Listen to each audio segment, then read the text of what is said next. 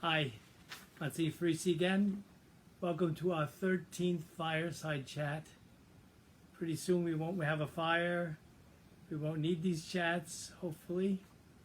But I'm very happy to welcome you into my home for this visit and to speak a little bit more about what's going on, especially with this pandemic and sort of our enforced solitude at times. We're starting to open up now, so there's a lot of excitement, a little bit of fear as we open up. Are we going to be regretting this? Or is it about time that we did it, and we've been for 3 months in a kind of a retreat, kind of a seclusion. Things have nothing was normal. Everything was very, very different. And now we enter out of this into the world again, but a world transformed, very different world. And so how do we bring what we have learned about ourselves and about God back into the world, into all the distractions now that will get to us? I want to share with you probably one of my favorite paintings, but the most famous painting for me in all of New York City. This is a painting of St. Francis and his hermitage. It's by a Venetian painter named Giovanni Bellini. And it shows St. Francis here coming out of kind of a solitude. He was in this area here, which was his hermitage, for prayer. St. Francis, who was known to be a very big people person, would spend long times in prayer alone. And this is his coming out of the hermitage, out of the solitude, into the wider world. It's a beautiful painting that it is considered the most valuable Renaissance painting in New York City. And if you want to see the original, go to the Frick Gallery when it's opened. I hope it's open soon. But it's one of my favorite paintings, and the favorite painting in New York because of the beauty of it and the color and this connection between solitude and the outside world. That they're related, and they're related through the human person. St. Francis spent a lot of time in prayer on his own, and it made him a better person and a more people person, someone who was able to be there for others. So we talked a lot about the spiritual life during these fireside chats, and I was trying to figure out how do you kind of sum it up? How do we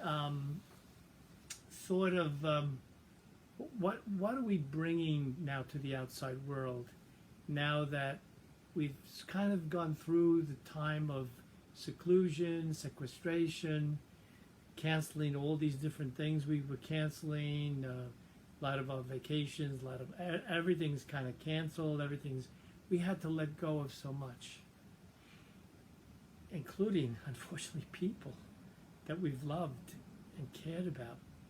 It's been a time of great death. And so one of the things it's taught me is the importance of letting go. One of the most important facts of life is that we don't like to let go of anything, especially people. And life is a series of letting go, from the letting go of the womb, which is where we were so safe and secure, to letting go of this world at our death. Everything, there's a lot of, which one psychologist, Judith Furst, called necessary losses. We had a lot of losses, some necessary, some unfortunately not necessary. We had to learn to let go and let God be the God of our lives. Just letting things go, not holding on, not clutching. Remember this great movie called Chaos, and it was like 3 stories by this Italian playwright named Luigi Pirandello. And it had a preface And the preface was Pirandello walking through his estate in Sicily, and he has a vision of his mom. And he's very depressed. And so his mother says, well, what's wrong, Luigi? What's wrong? And he says, I don't know, Ma. I'm just not happy. And she says, you know, Luigi, what's wrong with you? No, Ma, what? You're too much. You clutch, you hold on to. She said, you got to be more.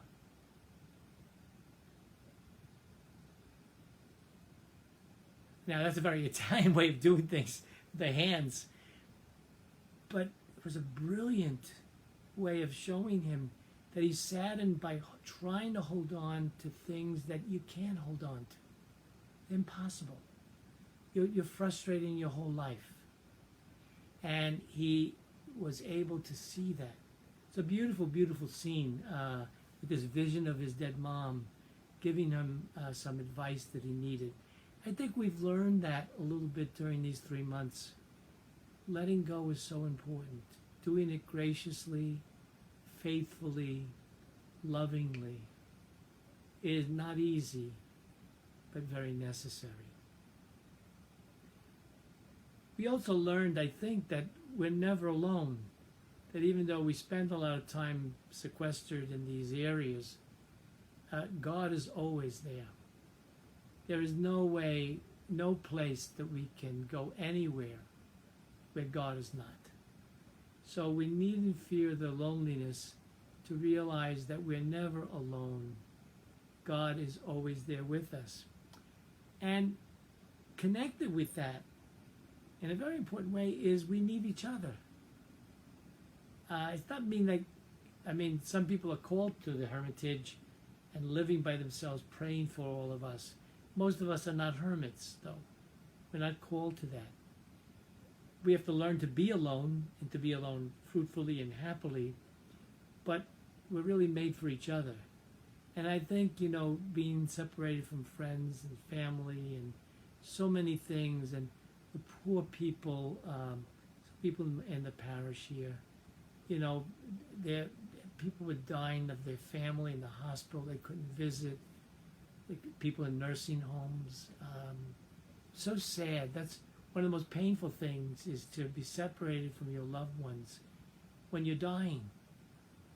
And it's bad for the person who's dying, but also bad for the family who want to be there but can't. And so we really do need each other, and it's a beautiful thing. When we say God is love, that means every time we love one another, we're in the presence of God, that God himself is with us. I think this pandemic really brought that home. It certainly did to me. Even strangers, sometimes in the street, I felt, hi, how are you? I don't know who you are, but I'm glad you're walking down the street. It's kind of like a weird thing. And I found too, in putting together the hermitage and people, being alone with God and being with others, that God has to come first. There's a sort of like a movement, a 1-2. First, God. Make God the center of your life. Dedicate yourself completely to the Lord. And say, look, I don't know what's going to come next, but I know we'll be doing it together.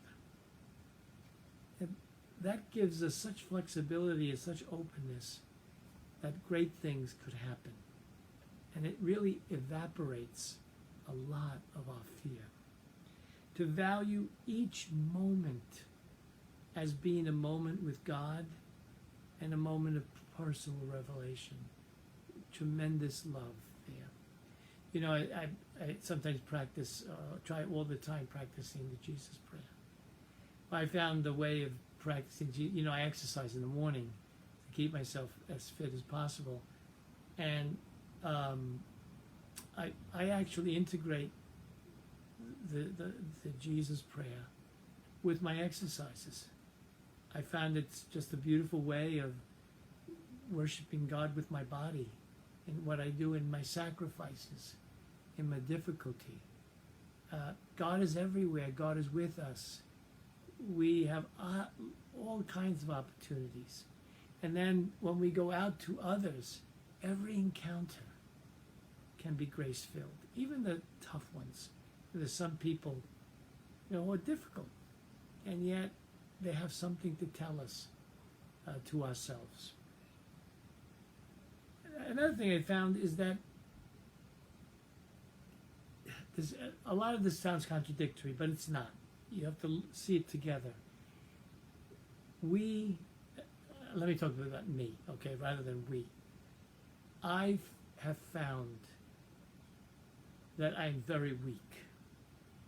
By that I mean, that, nights when you're worried about getting this pandemic and not having a hospital nearby, or not being it attacking you in some quick way, or it's amazing how fragile we are with little tiny thing you can't even see can kill.